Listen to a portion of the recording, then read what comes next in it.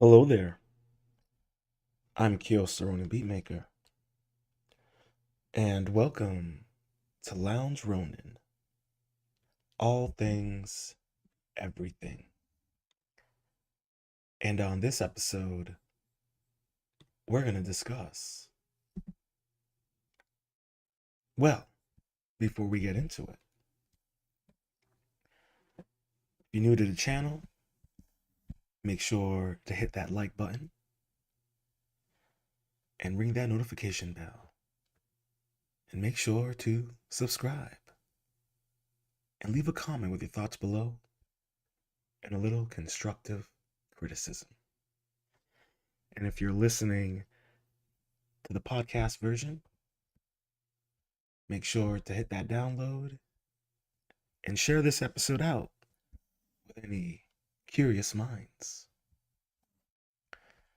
And on this episode, we're going to discuss the fall of Babylon.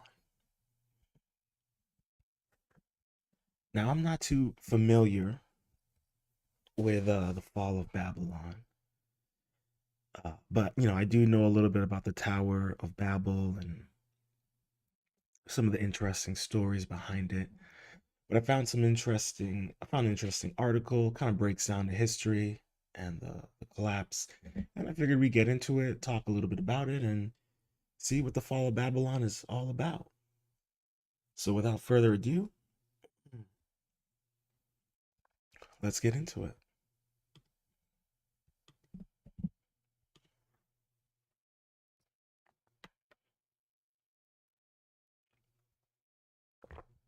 Alrighty.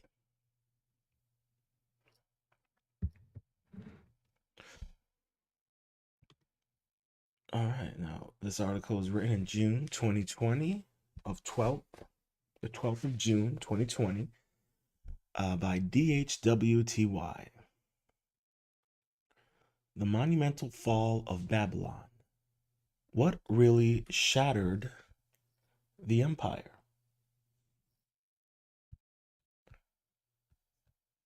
All right. The fall of Babylon is a historical event that occurred in 539 BC. This event saw the conquest of Babylon by the Archmado Emperor uh, named Cyrus the Great and marked the end of the Neo-Babylonian Empire. The fall of Babylon is reported by a number of ancient sources, including Cyprus Cylinder, the Greek historian Herodotus, as well as a number of books in the Old Testament. Oh, I didn't know that. Here we have the picture of the Tower of Babel by Petre Bruegel the Elder. It's beautiful. It's a massive tower. What's interesting about the Tower of Babel is, there are some stories that it was essentially kind of like the global hub where people were able to meet from all corners of the world and essentially communicate with each other almost without the need of a translator. I've heard some stories that it was like almost like a universal translator in itself, that it allowed everyone to speak like a universal language. So there wasn't a con any there was clear communication, and that there was a certain god uh or gods who, you know, weren't the biggest fans of humans, destroyed the Tower of Babel, and that, without that universal language, that ability to communicate seamlessly, that creates paranoia, that creates distrust, that creates conflict. What I remember from the various, little mini documentaries I've watched talking about it. Okay. Immense growth before the destruction of Babylon. The city of Babylon is located in modern day Iraq, and its history stretches back to the 3rd millennium BC, when it was a small port town on the Euphrates River. At that time, Babylon was part of the Akkadian Empire. Over time, the town would grow and develop into one of the most important cities in ancient Mesopotamia. It was during the 18th century BC that Babylon became a major power in the region under the rule of the Amorite king Hammurabi.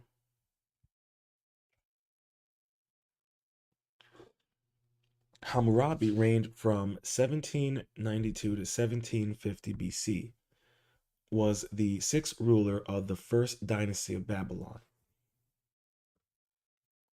Hmm. During his long reign, he oversaw the great expansion of his empire, conquering the city-states of Alm, Larsa, Eshnua, and Mari, an act he regarded as part of a sacred mission to spread civilization. No, as part of a sacred mission to spread civilization to all nations. By ousting the king of Assyria, Hashem Ishme Dagan I, and making his son pay tribute, he made Babylon a major power in Mesopotamia. All right, I'm curious about this guy Hammurabi. So let's pull him up a little bit. Let's get more of a deeper synopsis on this sixth ruler but first king of Babylon.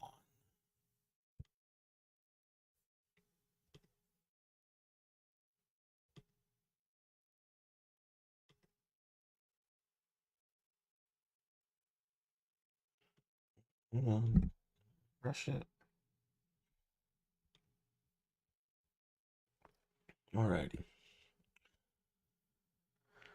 Okay, this article was written by DHWTY again, and it was released or published August 2018 of the 13th. All right, Hammurabi and his God-given code of laws. Now, I guess that would correlate to his sacred mission to bring civilization to the lands. At that time, the gods of Anu and Anil, for the enactment of the well being of the people, named me by my name, Hammurabi, and a pious prince who venerates the gods, to make justice prevail in the land, to abolish the wicked and the evil, to prevent the strong from opposing the weak. Hammurabi's Code of Laws, prologue. Anu and Anil, you know, Enki, Enlil, uh, Anunnaki, you get it. Although Hammurabi's Code of Laws is one of the most famous collections of laws from the ancient world, it is it is certainly not the oldest. In fact, it is preceded by at least two other codes of laws, namely the laws of Ur-Namah, 2100 BC, and the laws of Lipit Ishtar, 1930 BC. It may be pointed out that these ancient Mesopotamian texts are not legal codes in the modern sense, i.e., collections of written laws compiled according to specific subject matters, civil code, penal code, etc., but were rather compilations of laws carved in stone. Although these collections preceded that of Hammurabi's, it cannot be said that the latter borrowed directly from the former, as these were legal rules of political entities that were independent of each other.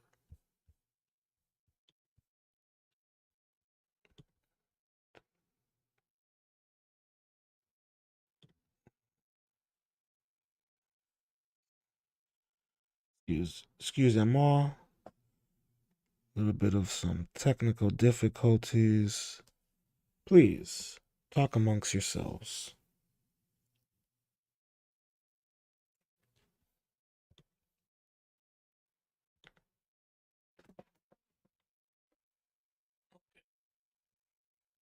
And we're back.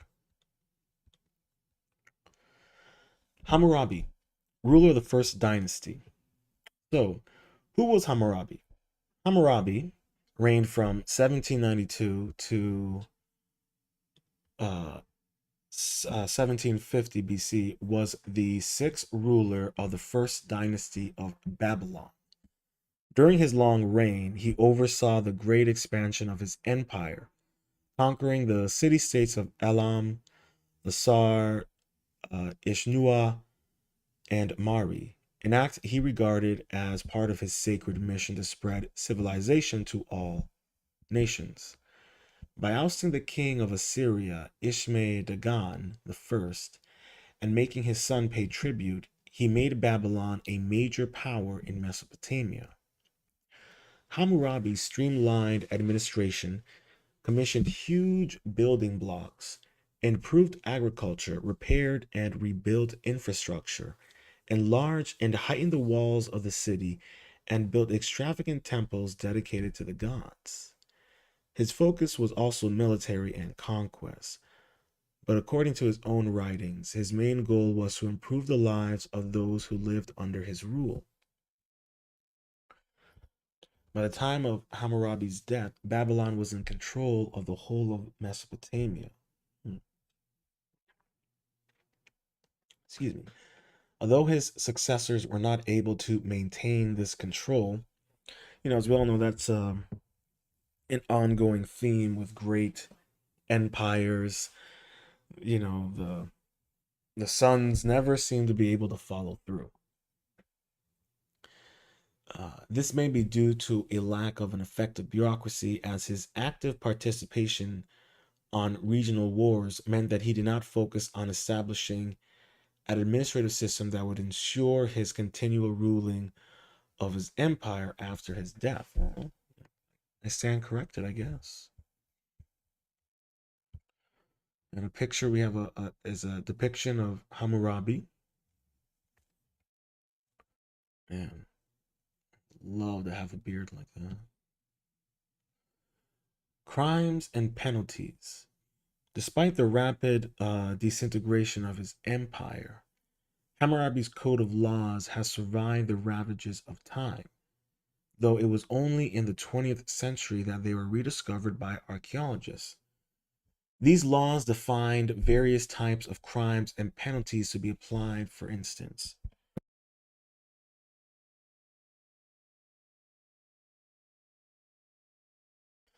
If a fire breaks out in a man's house, and a man who came to help put it out covets the household furnishings belonging to the household, that man shall be cast into that very fire. Hammurabi's Code of Laws, Laws 25. Oh, damn. Despite the eye for an eye type of punishment, such as above, Hammurabi's law codes allowed different punishments to be meted out to persons of different social ranks. Thus, for instance, it is if an awul, upper class person, should blind the eye of another awul, they shall blind his eye. If he should break the bone of another, they shall break his bone. If he should blind the eye of a commoner or break the bone of a commoner, he shall weigh and deliver 60 shekels of silver.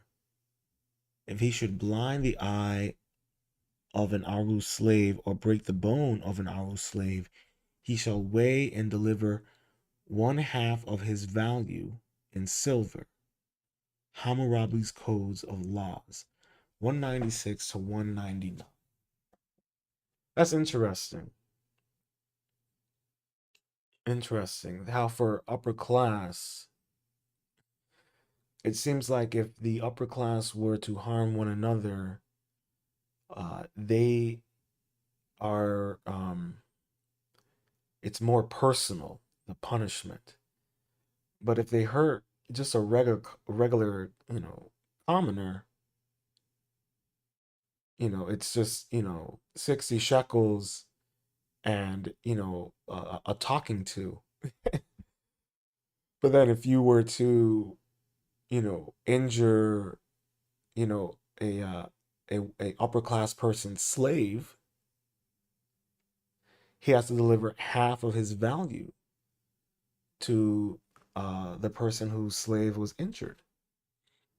And it's kind of funny because if you really think about it, this is very applicable to Western uh, law. If you kind of take a second and think about it, because if you notice, yeah, I'm sure it's been very pretty apparent to everyone. If you notice how essentially, um, the upper class, the rich, the oligarchs, they are treated very differently in terms of the criminal justice system, and even the way they deal with one another is on a whole different level. And it almost seems as if when one of these more richer upper class individuals wrongs another, they take it out, whether it's through the legal system or other means, but it's always personal. And it affects everything. And this is just kind of like in one sense, but for the regular common folk, it's either you either get bought off, or you get bought off, or you get a buyout. And that's it. And they either get a slap on the wrist if you're lucky, or they have to say an apology.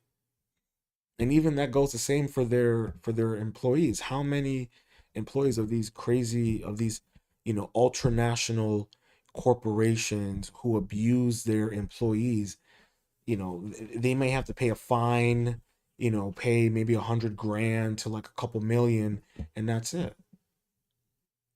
There's no jail time. They rarely ever see jail. Um, but they will lose a portion of their stock, or they'll get ousted from their own company, whatever it may be, or they'll for the rest of their days be associated with a convicted pedophile, you know Bill Gates. But that comes par for the course when it's the upper class, right? For them it's always personal, but for us, it's just loose change, so to speak. Therefore, it can be seen that in some cases, an offender's punishment depended on the social status of his victim.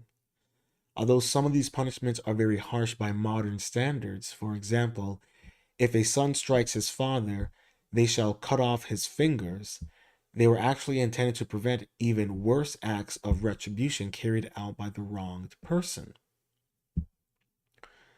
Lasting legacy. Hammurabi was worshipped as a god by his subjects and was highly revered throughout his kingdom. Commemorations during his lifetime gave thanks for three main achievements: bringing victory in war, establishing peace, and fighting for justice. However, after his death, his military accomplishments were minimized, and his reputation as a merciful king and the ideal lawgiver became the central aspect of his legacy,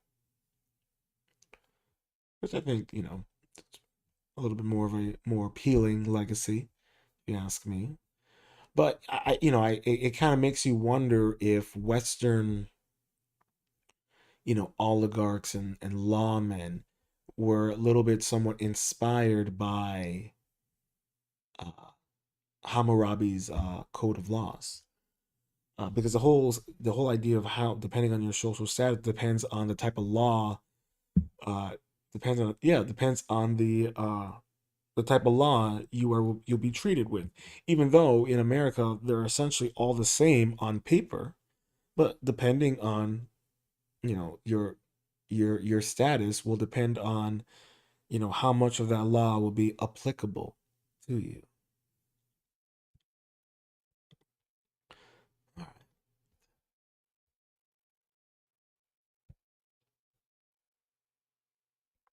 Okay, and we're back to the main article.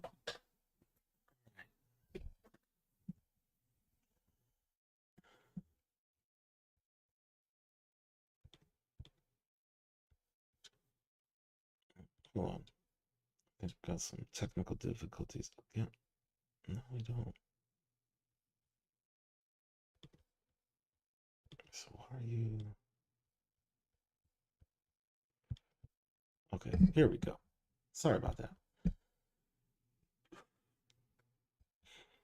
All right. So, yeah, Hammurabi streamlined administrations. He commissioned huge building projects, improved agriculture, repaired and rebuilt infrastructure at large, heightened the walls of the city, and built extravagant temples dedicated to the gods. His focus was also military and conquest, but according to his main writings, his main goal was to improve the lives of those who lived under his rule. By the time of Hammurabi's death, Babylon was in control of the whole of Mesopotamia. Although his successors were not able to maintain his control, this may be due to the lack of an effective bureaucracy, as his active participation on regional wars meant that he did not focus on establishing an administrative system that would ensure the continual running of his empire after his death. Thus, this first Babylonian empire was short lived and it soon fell under the dominion of foreigners, including the Hittites, the Kassites, and the Assyrians. So, this picture here is a panorama of the Babylon ruins of Hilla, Iraq. Hmm, beautiful. Destruction of Neo-Assyrian Empire and the birth of a new Babylon. Following the death of Ashur-banipal around 1627 BC, civil war broke out in the Neo-Assyrian Empire, causing it to weaken. Many subjects of the Neo-Assyrian Empire seized this opportunity to revolt. One of these was a Chaldean chief by the name of Nabopolassar, who formed an alliance with the Medes, the Persians, the Cetians, and the Cimmerians. No, the Cimmerians? I think it's Cimmerians. This coalition succeeded in destroying the Neo Assyrian Empire. Having gained independence from the Assyrian, Nabalassar established the Neo Babylonian Empire, with Babylon as its capital. When he died, he left his son with immense stories of wealth and a strong Babylonian city. This ruler set the groundwork for the impressive Neo Babylonian Empire, leaving his son Nebuchadnezzar II with the ideal circumstances to bring Babylonian to the forefront of ancient society. And that is exactly what his son did.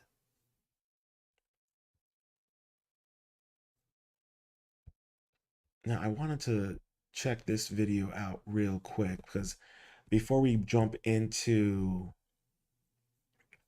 the second part, I figured it'd be good to catch this video a little bit and get some more. Well, actually, you know what? We'll save the videos for last. How about that?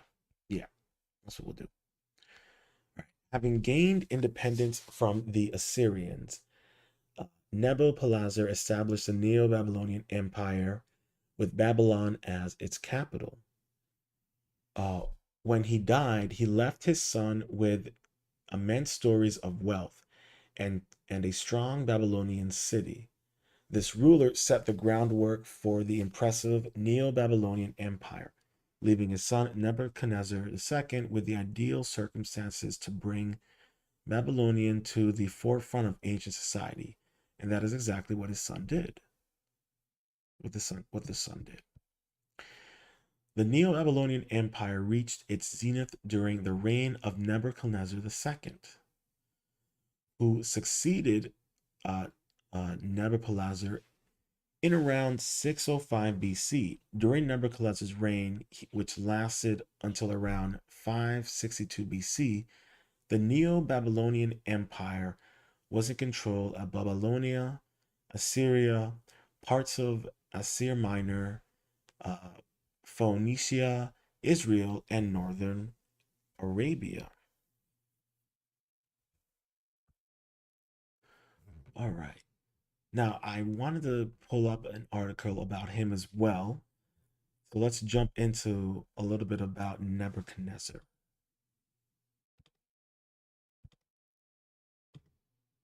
I love that name, Nebuchadnezzar. Man, that's dope.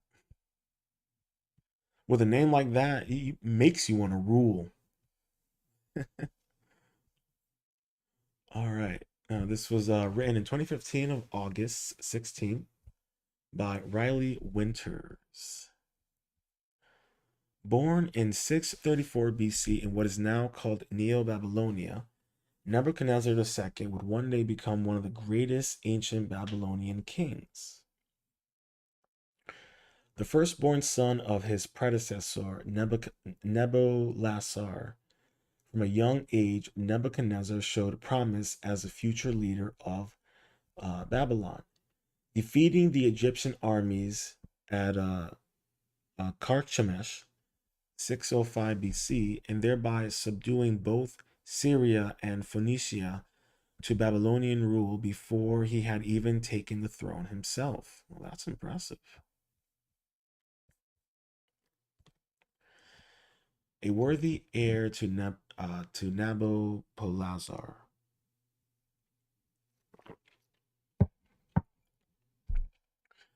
When Nabopolassar died, he left behind immense stories of wealth in a strong Babylonian city, within which his son could thrive.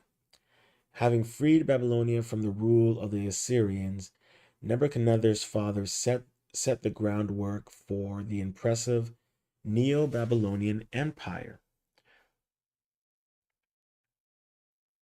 Oh, yeah, yeah, leaving Nebuchadnezzar with the ideal circumstance to bring Babylonia to the forefront of ancient society, and that it is exactly what Nebuchadnezzar II did. Nebuchadnezzar marries uh, Amatus, and the alliance continues.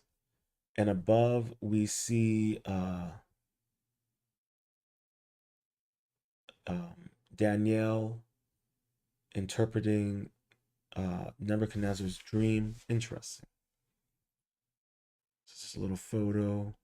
It's a little hard to make out. Nebuchadnezzar marries, yeah, okay, we got that. Prior to his succession to the throne, Nebuchadnezzar married Amatice of Media, the purported daughter or granddaughter of King Cyaxares of Media, Nabopolassar's accomplice in the Babylonian fight against Assyrian rule.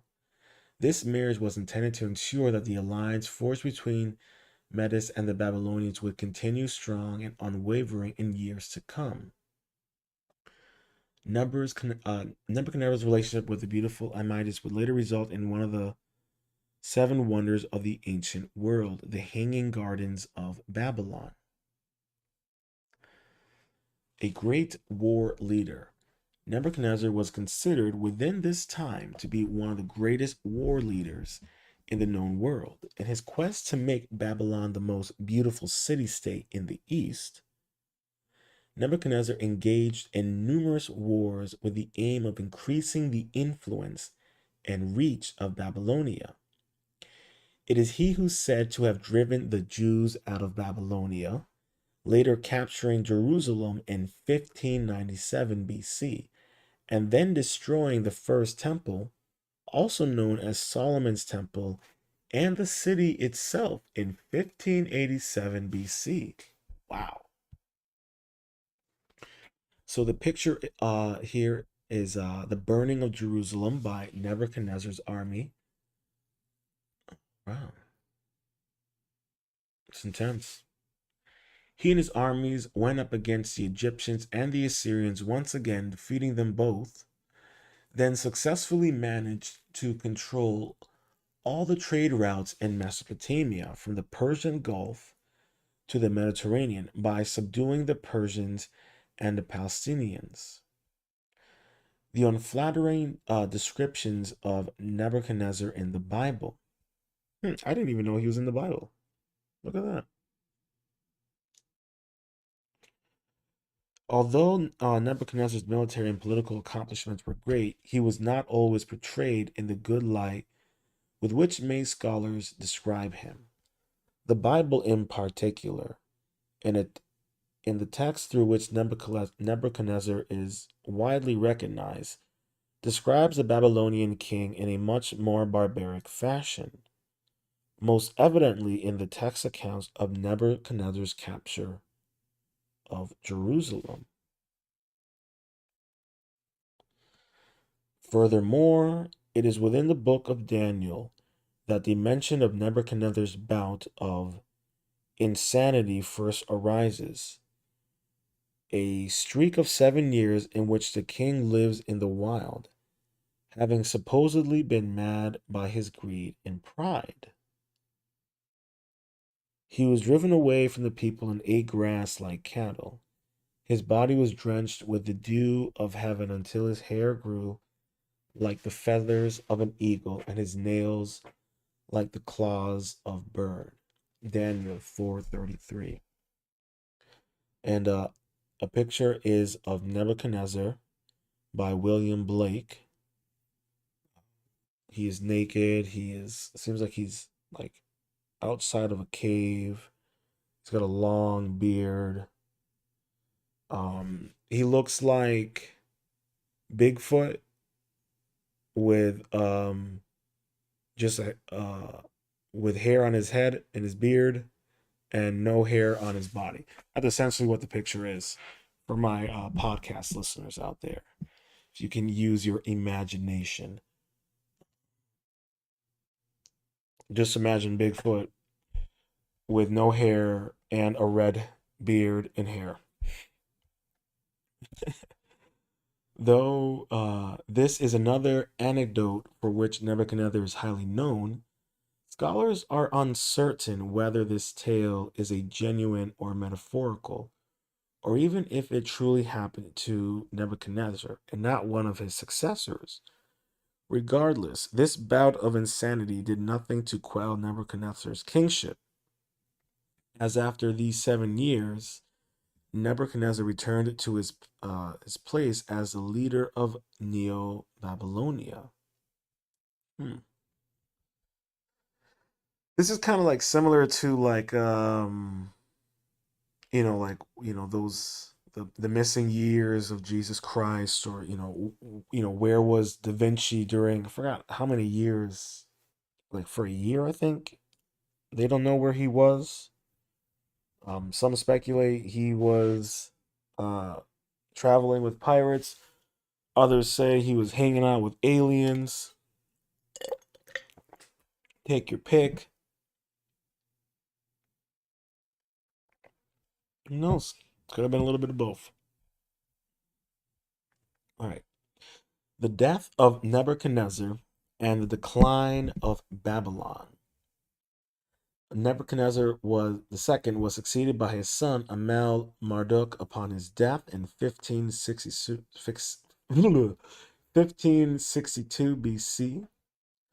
Though little of Amal Marduk's reign remains, it is not until the succession of Nabonidus in 555 BC that Nebuchadnezzar's great empire had a steady leader again, who himself was succeeded by the Persian leader Cyrus the Great in 53 539 BC. Good Lord, what's up with me?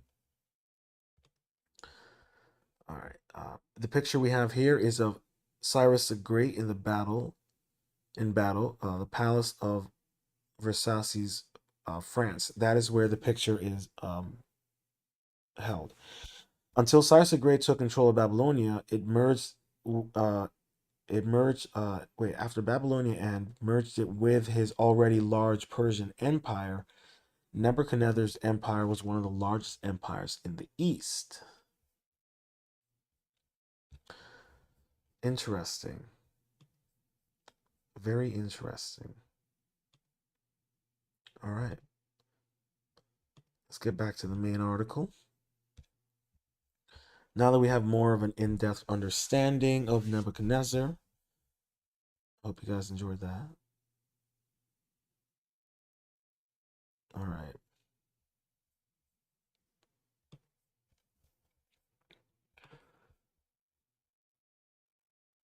Okay. Okay. Nebuchadnezzar is most remembered today for a handful of important facts. Firstly, he is documented for driving the Jews out of Babylon, capturing the city of Jerusalem in 597 BC, and destroying the first temple and that city in 587 BC. He's also generally credited with the construction of two major features of Babylon: the Ishtar Gate in 575 BC and the Hanging Gardens of Babylon, which are considered one of the seven wonders of the ancient world. There is, however, some contention if Nebuchadnezzar II can really receive recognition for creating the Hanging Gardens.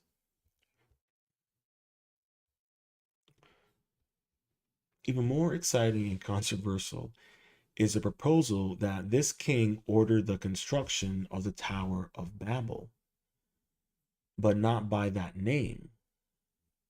The closest candidate for this construction is said to be uh, the Etemenaki of Babylon. This was a ziggurat dedicated to Marduk, the patron god of Babylon.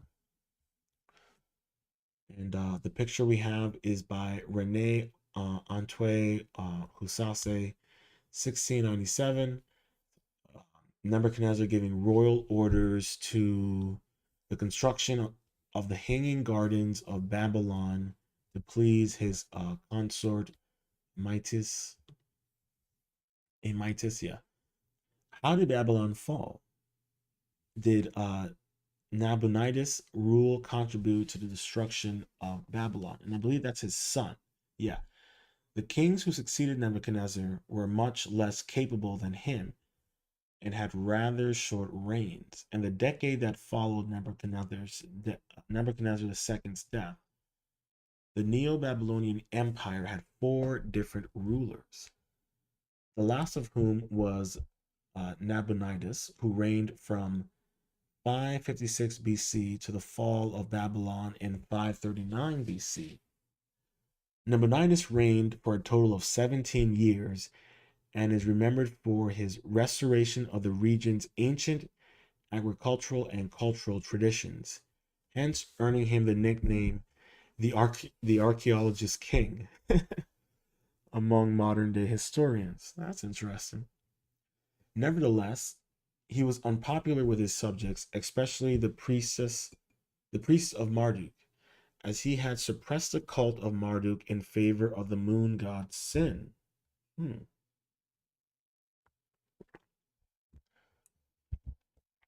In a previous Ancient Origins article, also notes that in some ways the ruler was not very attentive to Babylon.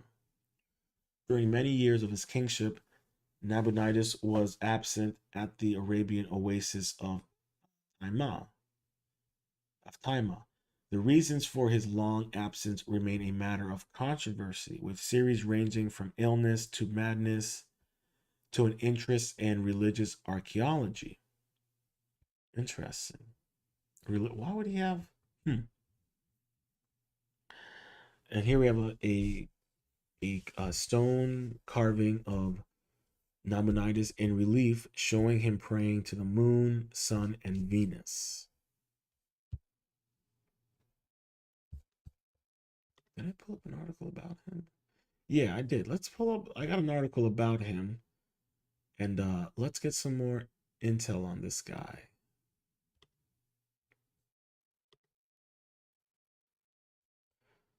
So I'm enjoying getting these little snippets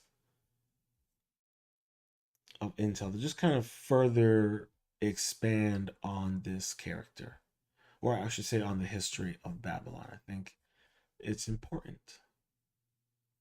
to provide further context.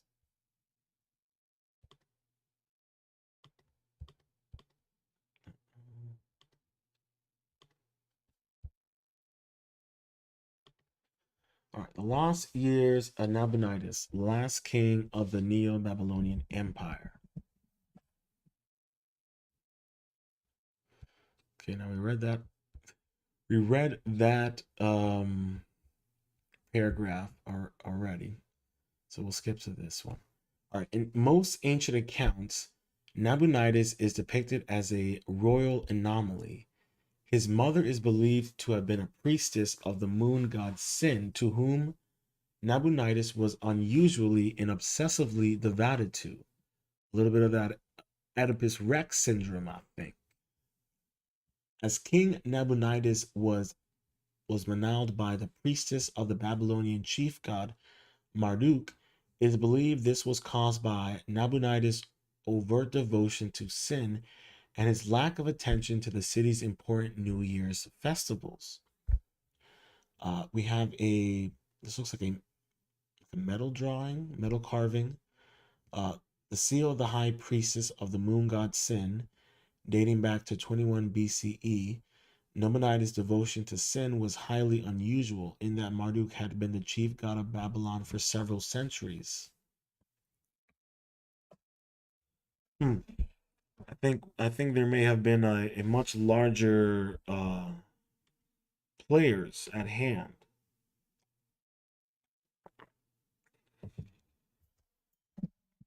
Whether or not it's that Oedipus Rex syndrome or outside entities. It is after Nabonidus launched successful campaigns in Edom and Sicilia that he left Babylon, residing at a rich desert oasis in Taman in Arabia, returning only after many years. In the meantime, his son Belshazzar ruled from Babylon. Nabonidus returned to the capital in time to lead his armies against the ascendant forces of Persia under Cyrus the Great. Nabonidus eventually surrendered to the Persian forces in 539 BC and was allowed to live out his life in relative freedom. The end of his reign marks the beginning of the Persian Empire and the end of the Babylonian captivity of the Jews. Interesting. But what happened in the lost years of Nabonidus? Why did he abandon the city he was ruling over? And what did he do during his time in Tama? So here we have a stone tablet. It's called the Nabonidus Chronicles, and it tells a story of the rule of Nabonidus. It's from the British Museum. It is thought that Nabonidus first became interested in Tamna during his campaign against Edom. Tama was an important oasis from which a lucrative Arabian trade routes could be controlled. However, why Nabonidus stayed for so long, about 10 years, uh, remains a mystery. Hmm. One theory is that he was comfortable in Babylon, which was the center of Marduk worship, where he was expected to perform public rites centering on Marduk cult during the annual New Year's festival. On the fifth day of the festival, the king was required to submit himself to Marduk in the presence of the high priest, who would temporarily strip him of his crown and royal insignia, returning them only after the king prayed for forgiveness and received a hard slap in the face from the priest. Moreover, on the eighth day, the king had to implore all the gods to support and honor Marduk, an act which may have been unacceptable to Nabonidus if he was devoted to Sin as supreme. Hmm. So, ritual humiliation. Interesting. And this is a drawing that depicts New Year's festivals honoring Marduk. Some have suggested that Tama was attractive to Nabonidus as an archaeological site where he might find sacred inscriptions or prophecies related to his own spiritual quest. What a hippie. This man would have had a good time at Burning Man, that's for sure. Another possibility is that the king had become seriously ill and went to the oasis of Tama to recover. In the Dead Sea Scrolls, a fragment known as the Prayer of Nabonidus relates that Nabonidus suffered an ulcer, causing him to retreat from civilization and stayed in Tamana until he was healed by a Jewish exorcist after praying to the Hebrew God. I, Nabonidus, was afflicted with an evil ulcer for 7 years, and far from men I was driven until I prayed to the Most High God. An exorcist pardoned my sins. He was a Jew from among the children of the exile of Judah. During my stay at Tama, I prayed to the gods of silver, of gold, bronze, and iron, wood, stone, and lime, because I thought and considered them gods. Hmm. This legend may explain a confusing issue in the book of Daniel, in which the king in question is called uh, Nebuchad- Nebuchadnezzar. However, Nebuchadnezzar, I'm sorry, I'm butchering this one, son is named Belazar, which was in fact the name of Nabonidus' son, who reigned in his stead, while Nabonidus was at Timah. It may thus be the case that the book of Daniel confuses Nabonidus with Nebuchadnezzar. However, Daniel describes its king's disease as a type of madness rather than an ulcer, saying, he was driven away from people and ate grass like cattle. His body was drenched with the dew of heaven until his hair grew like feathers of an eagle and his nails like claws of a bird. Okay, yeah, so we see, remember we read an article that talked about this. Um, so it almost seems like, you have two narratives being told. And and I wonder, and this just kind of popped into my head, if they purposely made it seem like it was on that it was never uh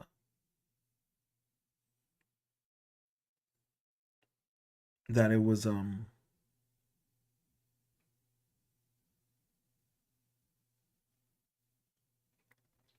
oh god, I just had it and I just lost it. Let me see. Sorry, my dog just coughed behind you. You heard it.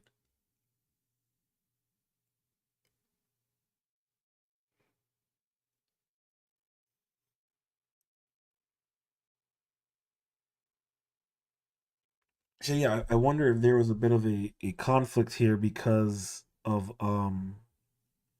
Nabonidus' lack of worshiping Marduk. And you have that tendency with anything where they will oh god, what's the word? Defame somebody with a false story. So I'm wondering if that's a little bit of what we're seeing here in terms of the Bible. So, which, as no diss on the Bible, but we know they tend to obfuscate things, copy stories from previous religions and civilizations. But we're not here for that. Anyways, it is now known that during his stay in Taima, Nabonidus adored the oasis with a full royal complex, most of which has come to light during recent excavations. Regarding Nabonidus' return to Babylon, this may have had to do with the mounting threat of Cyrus and growing disagreements with Belshazzar, who was relieved of his command directly after Nabonidus returned, along with a number of administrators. The Nabonidus Chronicle indicates that the New Year's festival was indeed celebrated by the king in Nabonidus' final year. Nabonidus' successor Cyrus brought an end to the Neo-Babylonian Empire and initiated the ascendancy of Persia. Cyrus' policy of returning the religious artifacts and priests to their home sanctuaries soon extended to the empire's western regions, as well as he allowed the Jews to return to Jerusalem with their sacred vessels and begin rebuilding the temple. Thus, the end of Nabonidus' reign also marks the beginning of the end of the Babylonian exile of the Jews, as well as the beginning of the Persian Empire. So you can see why I was saying that, because as we know that Christ was a Jew. So I could see that they would want to make Nebuchadnezzar seem like the bad guy, because and make it seem as if he was the one that went mad and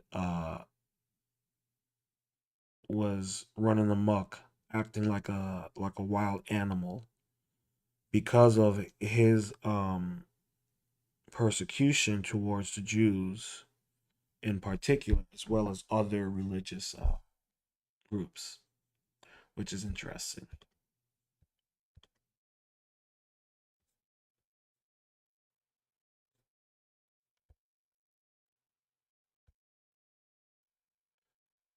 All right. So we covered, let's see. Okay, we covered that.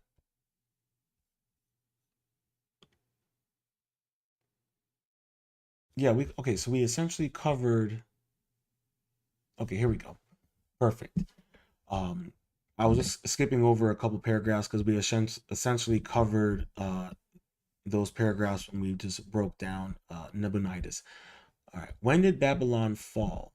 In the meantime, the Persians to the east were growing in power under the leadership of Cyrus the Great. In 549 BC, the Medes were defeated by the Persians, who then proceeded to conquer the territory around Babylon. Finally, in 539 BC, the city of Babylon itself was taken by the Persians. The fall of Babylon marked the end of Neo-Babylonian Empire. The momentous event has been recorded by a number of ancient historians, though due to inconsistencies, it is difficult to reconstruct the actual events that took place. The Greek writers Herodotus and Xenophon report that Babylon fell after it was besieged. On the other hand, Cyrus Cylinder and Nabonidus Chronicle, which is part of the Babylonian Chronicles, claim that Babylon was conquered by the Persians without fight. Moreover, Cyrus Cylinder presents the Persian king as chosen by Marduk to capture Babylon. Interesting. And the picture we have is of Cyrus the Great. Uh, it says Cyrus the Great is said in the Bible to have liberated the Jews from the Babylonian captivity. So you can see why in the Bible they would paint Nebuchadnezzar as this crazy guy because of his treatment towards the Jews. So it's just interesting. Uh, you know, defamation was highly popularized back then in the ancient times. The fall of the fall of Babylon prophecy. What story does it tell? The fall of Babylon is significant to biblical history as it is mentioned in a number of books in the Old Testament. In the book of Isaiah, a story similar to that found in Cyrus Cylinder is told. Instead of Marduk, it was the God of Israel who chose Cyrus. After the fall of Babylon, the Jews who had been exiled since their subjugation by Nebuchadnezzar II were allowed to return home. In another book, the book of Daniel, the fall of Babylon was already prophesied during the reign of Nebuchadnezzar II. According to this book, the king had a dream in which he saw a statue with a head of gold, breast and armor, breast and armor of silver, belly and thighs of bronze, and legs of iron, and feet of iron mixed with clay. The statue was destroyed by a rock, then which then turned into a mountain, filling the whole earth. The interpretation of the king's dream by the prophet Daniel was that the statue represents four successive kingdoms, the first of which being the Neo Babylonian Empire, all of which would be destroyed by the kingdom of God. And the picture we have is the writing on the wall, Daniel and the king Belshazzar, and the fall of Babylon. And that concludes this article. It's interesting, just kind of like the comparing and contrasting of the story of Belshazzar and what really happened and what was um, created for the Bible. And this is a whole thing when it comes to the narrative. You got to really question the narrative, because more than likely it turns out that they're blatantly um, lying about things, and not only lying about things, but just completely taking one story and having it be with one person that happened 50 years prior. It's really interesting.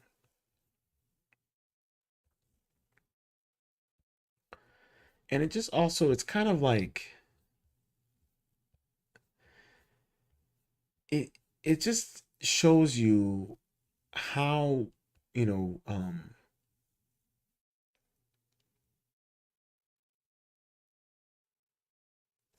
just how you really can't trust any narrative until you really do your own research and you really look into it. It's just fascinating to me. It really is fascinating to me.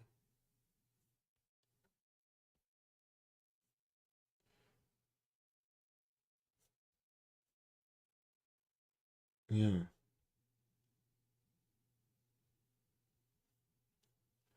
very interesting.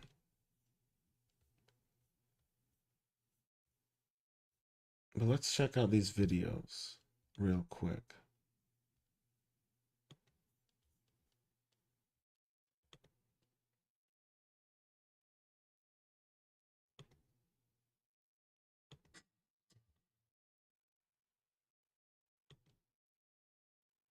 Oh, wait, do I gotta?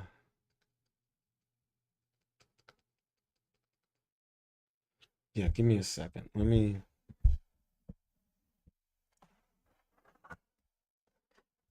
pull these up real quick.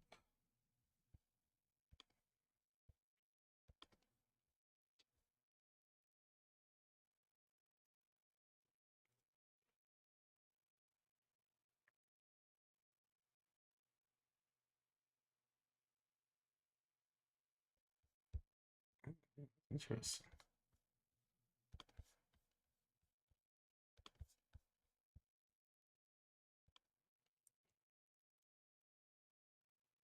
You gotta always question the narrative, because as as we learn more and more about the the true history, as I like to put it, the hidden history, you begin to see the discrepancies or even the conflict of interest And even in this story with, Nebuchadnezzar II, the fact that because of his treatment towards the Jews, you now see in these stories in the Bible where they'll paint him in a bad light, because we have to remember that um, you know Christ was a Jew.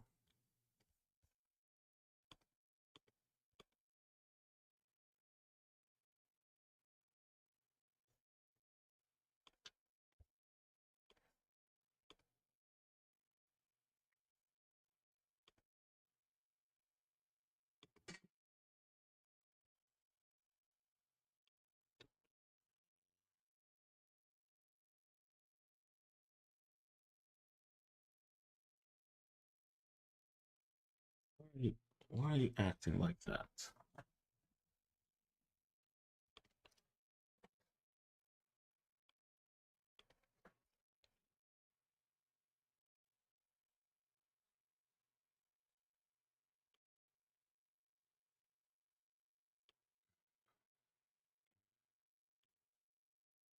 Give me a second, guys. I apologize.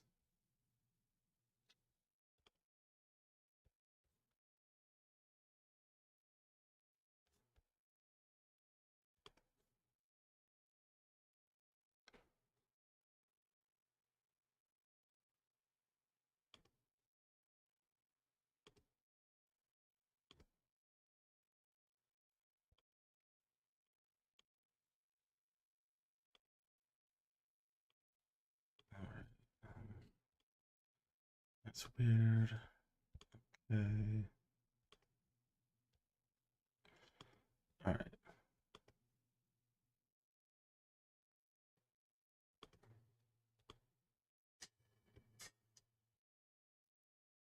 The fall of Babylon.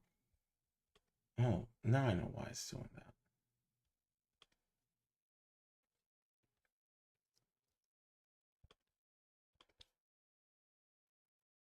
Oh, shoot.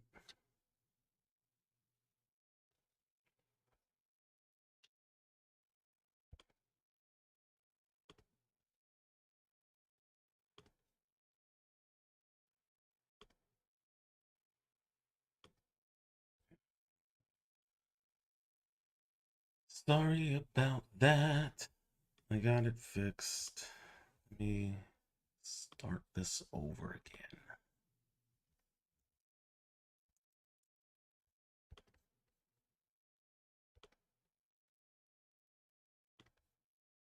But yeah, I mean, I don't know. I just think every day the more I do research and read and things, it's like every day you keep on realizing, how much we really don't know. It's so wild.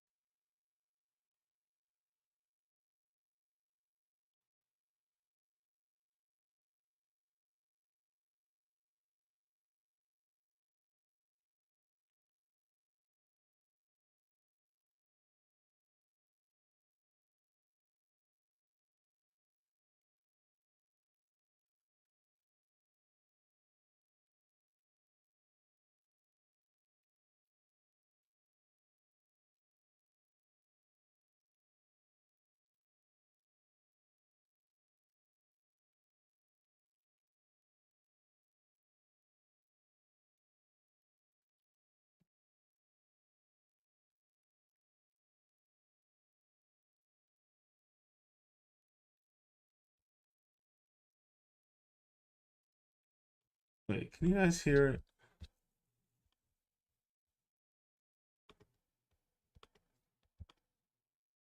Hold on, I don't think you guys can hear it.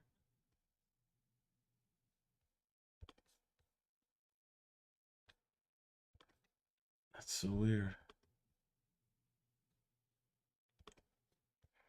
Let me start it over again. I apologize. I don't think you guys could hear it.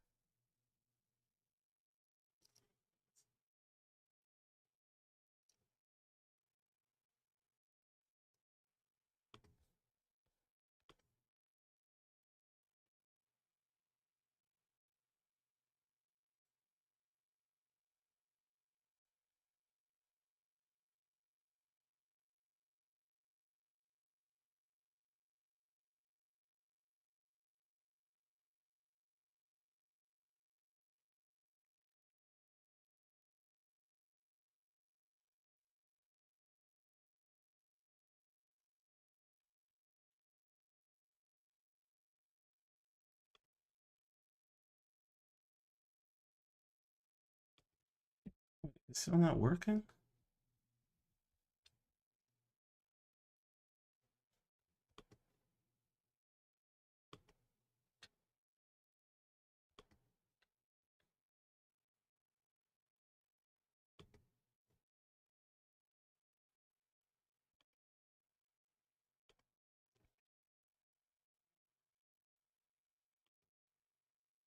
Oh, that's so weird.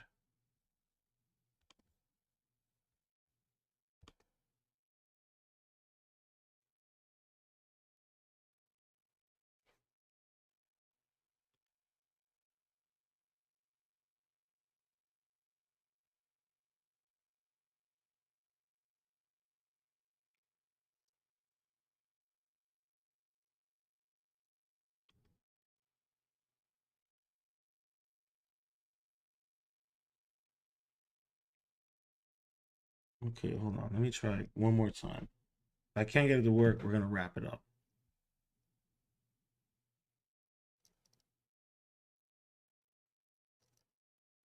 Okay. It's not working. Well, that's unfortunate.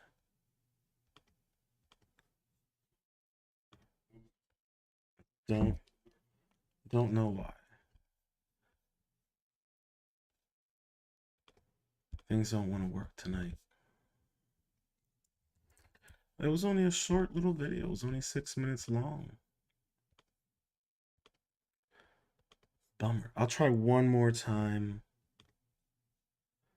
One more time. One more time. See if I can get it to work.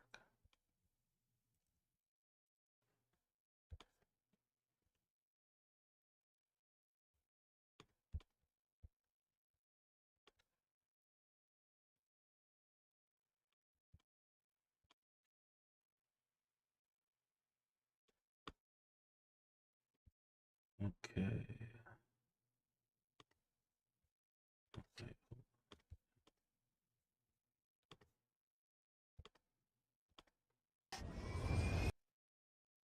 All right, one more time. See if it works.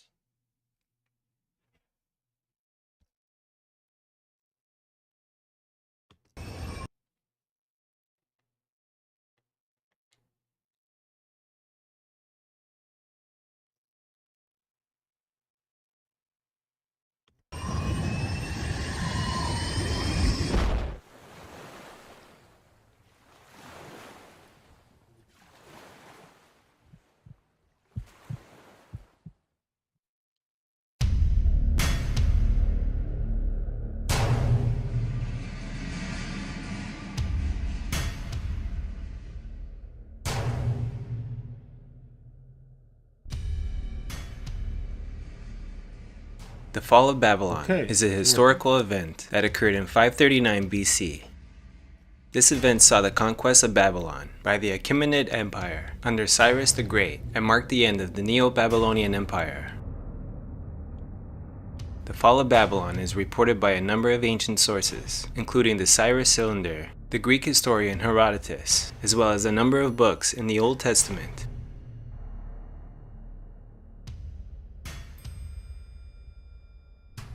The city of Babylon is located in modern-day Iraq, and its history stretches back to the 3rd millennium BC, when it was a small port town on the Euphrates River.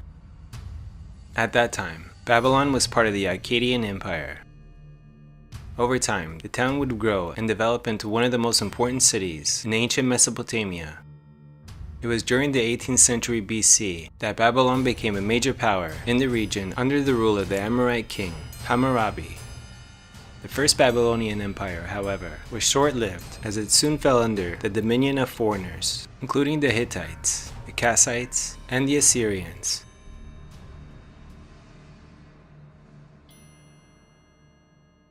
Following the death of Ashurbanipal around 627 BC, civil war broke out in the Neo-Assyrian. This is part 2, the destruction of the Neo-Assyrian. Following the death of Ashurbanipal around 627 BC, civil war broke out in the Neo-Assyrian Empire, caused it to weaken. Many subjects of the Neo-Assyrian Empire seized this opportunity to revolt.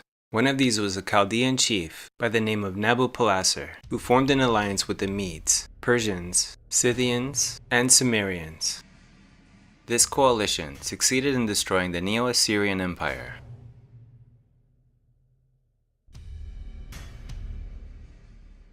Having gained independence from the Assyrians, Nabopolassar established the Neo-Babylonian Empire, with Babylon as its capital. The empire reached its zenith during the reign of Nebuchadnezzar II, who succeeded Nabopolassar in around 605 BC. During Nebuchadnezzar II's reign, which lasted until around 562 BC, the Neo-Babylonian Empire was in control of Babylonia, Assyria, parts of Asia Minor, Phoenicia, Israel, and northern Arabia.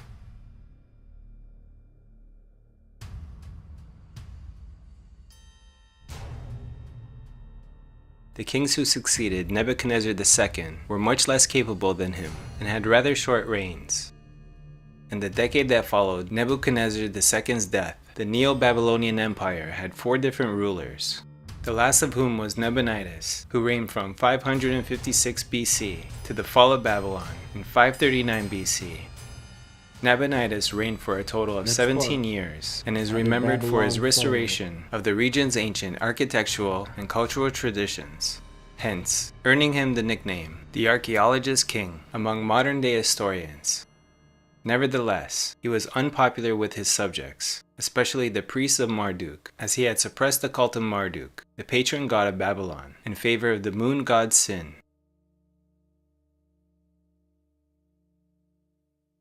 In the meantime, the Persians to the east were growing in power under the leadership of Cyrus the Great. In 549 BC, the Medes were defeated by the Persians, who then proceeded to conquer the territory around Babylon. Finally, in 539 BC, the city of Babylon itself was taken by the Persians. The fall of Babylon marked the end of the Neo-Babylonian Empire. This momentous event has been recorded by a number of ancient historians. When did Babylon fall? Due to inconsistencies, it is difficult to reconstruct the actual events that took place. The Greek writers Herodotus and Xenophon report that Babylon fell after it was besieged. On the other hand, the Cyrus Cylinder and the Nabonidus Chronicle, which is part of the Babylonian Chronicles, claim that Babylon was conquered by the Persians without a fight. Moreover, the Cyrus Cylinder presents the Persian king as chosen by Marduk to capture Babylon. The Fall of Babylon Prophecy. What story does it tell? Lastly, the Fall of Babylon is significant for biblical history, as it is mentioned in a number of books in the Old Testament. In the book of Isaiah, a story similar to that found in the Cyrus Cylinder is told. Instead of Marduk, it was the God of Israel who chose Cyrus. After the fall of Babylon, the Jews, who had been exiled since their subjugation by Nebuchadnezzar II, were allowed to return home. In another book, the book of Daniel, the fall of Babylon was already prophesied during the reign of Nebuchadnezzar II.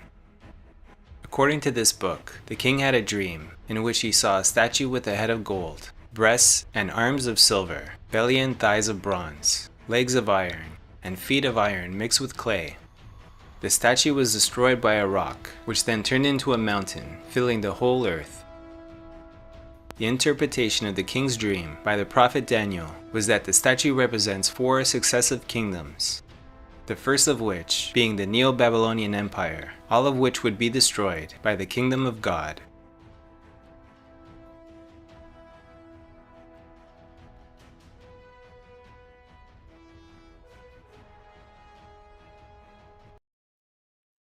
Nice. Nice. Short and sweet, straight to the point. I think there was another article, another video I saw.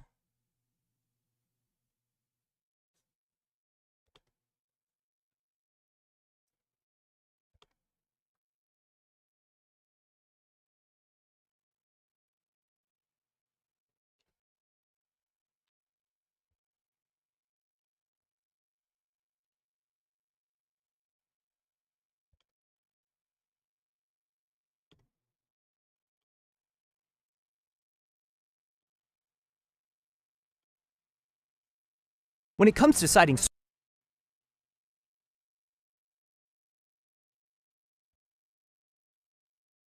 Stood on the banks of the river Euphrates in what is now southeastern Iraq.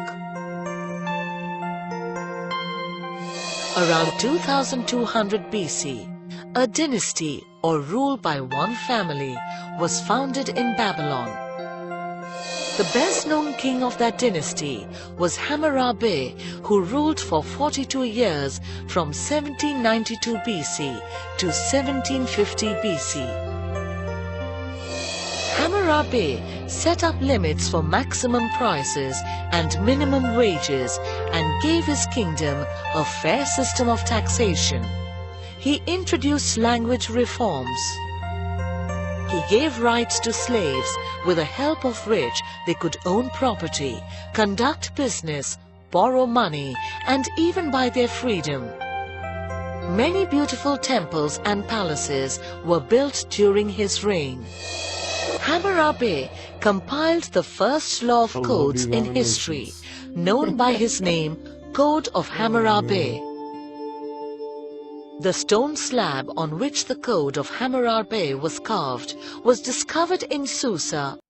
I highly recommend for my podcast listeners to check out the live stream so you can see the video, because these animations are quite comical. Or Iran in 1901. It contained nearly 300 legal provisions. Precise penalties were fixed for offences ranging from matters such as false accusations, witchcraft, military service, land and business regulation, family laws, wages, loans and debts. The main principle of the code was that the strong shall not injure the weak. The punishments were based on the principle of an eye for an eye and a tooth for a tooth. For instance, if a house fell on its owner, the builder was heavily fined or put to death. After the death of Hammurabi, the old Babylonian Empire lost most of its territory to the invading Assyrians. During the 700 BC, the Assyrian Empire took control of Babylon, and in 689 BC, King Sennacherib of Assyria destroyed Babylon.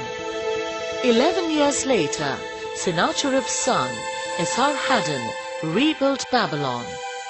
In 626 BC, the Babylon military leader, Nabopolassar, became the king of Babylon and gained control of Babylon from the Assyrians. Babylon achieved its greatest glory under the reign of Nabopolassar's son, Nebuchadnezzar II. Nebuchadnezzar II, king of Babylon from 605 to 532 BC, was a tireless builder who made Babylon the most splendid city of its time. Herodotus, a 5th century Greek historian, is known as the father of history. Herodotus described Nebuchadnezzar's Babylon as surpassing in splendor any city of the known world. The Babylonians used glazed tiles to cover mud brick walls. The city of Babylon was protected by thick, high walls decorated with motifs of glazed tiles. A wide moat surrounded the inner walls. People entered and left the city through 8 bronze gates. Of these 8 gateways in the massive walls, each sacred to a different god, the most impressive was the Ishtar Gate. The Ishtar Gate was built in honor of the Babylonian goddess of love and battle. The gate stood 50 feet high on a paved avenue called Processional Way, which led into Babylon. Its walls were decorated with figures of dragons, lions and bulls made of colored glazed tiles. Babel is the Hebrew name for Babylon. The Tower of Babel was an immense ziggurat with 7 stories and a small shrine at the top. There is a story told in the Bible about the construction of the Tower of Babel. When the city was being built, along with a tower that would reach the heavens, God did not want the tower to get completed. So he made the builders talk different languages so that they could not understand each other. The builders stopped working and scattered over the earth. The Greeks referred to the Hanging Gardens of Babylon as one of the 7 wonders of the world. Traces of these gardens have been found in the form of a huge arch with thick layers of earth on the roof. In chambers beneath the structure were 3 shafts which probably had pumps for raising the water to the gardens above. The name Hanging Gardens is probably derived from the fact that the gardens were on a huge stepped pyramid, its ledges covered with earth and planted with flowers and trees. There may have been footpaths winding up the gardens. The Babylonians were a Semitic race who absorbed the culture of the original Sumerian inhabitants. They were also agriculturists and greatly improved upon the farming methods pioneered by the Sumerians. Temples were used as schools. Boys were taught reading, writing and arithmetic, while the girls were trained in dance and music. Lack of timber, stone and metal made trade necessary. Trade and commerce flourished. Trade was mostly through barter system or exchange of goods. Silver coins were also used as a medium of exchange. Skilled artisans like carpenters, blacksmiths, goldsmiths, weavers, potters and metal workers were encouraged, and they made good progress in their respective professions. They built ziggurats or temple towers for their gods. Old Sumerian gods continued to be worshipped, but the Babylon god Marduk, the young bull of the sun, was the head of the pantheon. Since the Babylonians were subject to unpredictable and disastrous floods, they propitiated river gods. They also believed that changes in nature and in the fortunes of people were ruled by the movements of the heavenly bodies in the sky. The religion of the Babylonians combined scientific observation of the sky and weather, prayer to the various gods who were in control of these things, and magic. The thing that's different about a Verbo vacation home? You always have the whole place to yourself. No stranger at the dinner table making things awkward, or in another room taking up space. It's just you and your people. Because why would you ever share your vacation home with someone you wouldn't share your vacation with?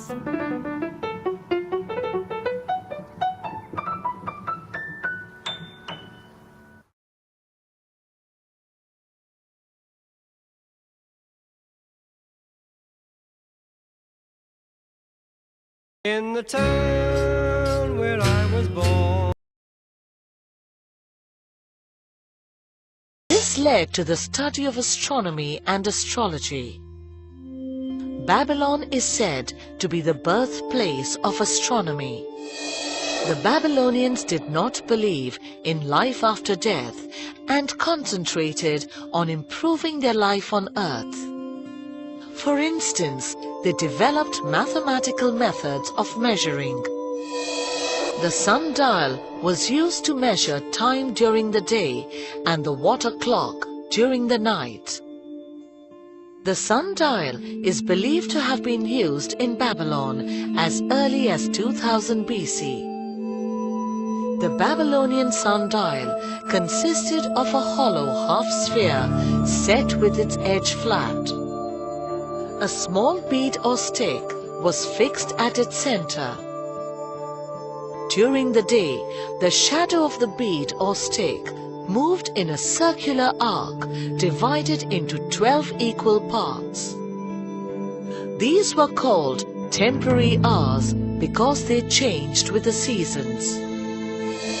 They also developed a calendar based on the movements of the moon. The year was divided into 12 months of 29 to 30 days each.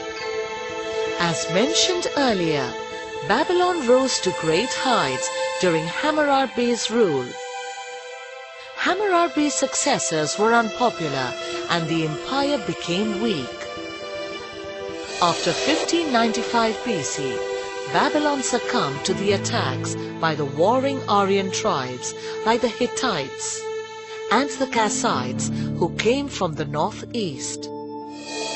In 626 BC, the Babylonian military leader Nabopolassar became the king of Babylon and gained its control from the Assyrians. Babylon once again prospered under the reign of Nebuchadnezzar. In 539 BC, Persian invaders captured Babylon and overthrew the new Babylonian Empire, and Babylonia became an important part of the Persian Empire. In 331 BC, Alexander the Great of Macedonia gained control of Babylon and made it the capital of his realm. After his death, in 323 BC in Babylon, one of Alexander's generals, Seleucus, became the king of Babylonia and the surrounding areas. Seleucus founded Seleucia, a new capital on the river Tigris. People started migrating to Seleucia, and through the years, the deserted Babylon fell to ruins. Before the Persian attack, Babylon's prosperity had been dwindling due to the silting of the rivers. Its religion was weakening due to contact with Jewish slaves. The whole area was finally impoverished when the Mongol Hulagu destroyed the irrigation system in the 13th century.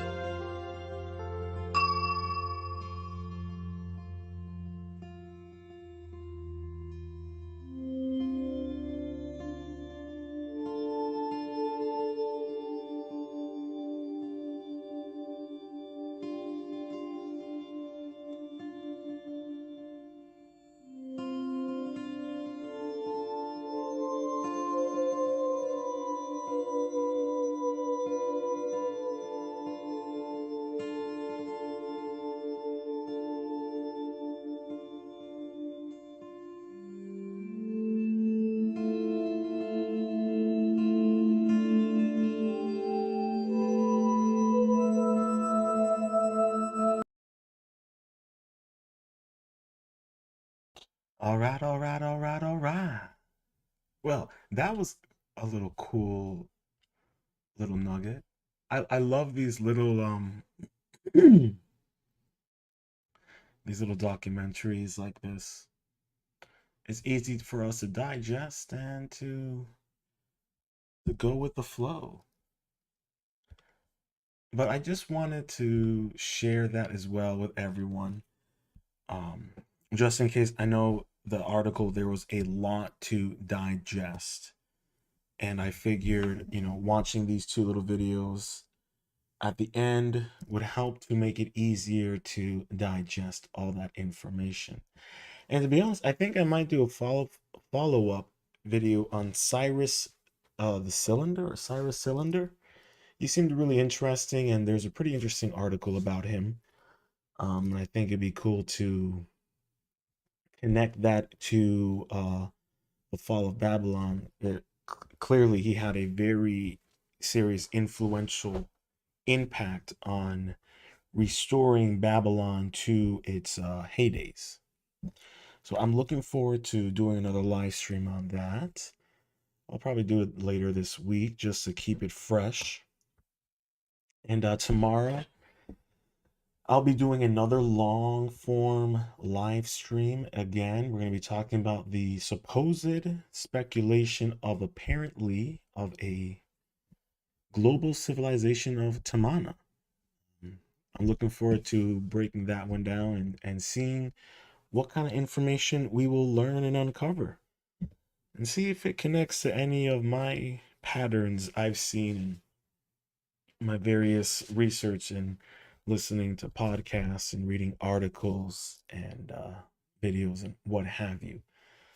So that's what we have going on for the week. We'll see what we have planned. Today's Tuesday. I might do another I'll probably live stream again Thursday. Try to aim for doing that one during the day, and maybe during the day on Thursday I'll do that one on Cyrus Cylinder, and we'll see what we're gonna have for the weekend. I'm not sure what I'm gonna stream about during the weekend, but you guys will know soon enough if you see the thumbnail appear. But until next time, please, if you made it this far, make sure to hit that like button. Leave a comment with your thoughts below.